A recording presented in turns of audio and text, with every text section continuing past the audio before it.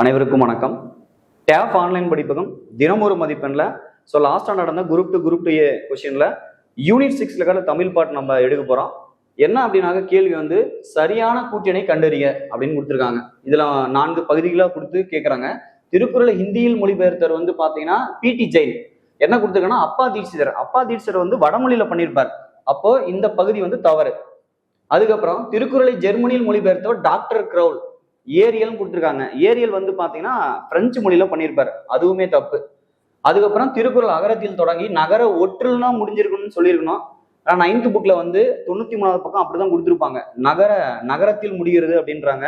So ஏதோ ஒண்ணு இது சரின்னு நம்ம எடுத்துக்க முடியும் ஓரளவுக்கு. நட்பியல் வந்து பாத்தீங்கன்னா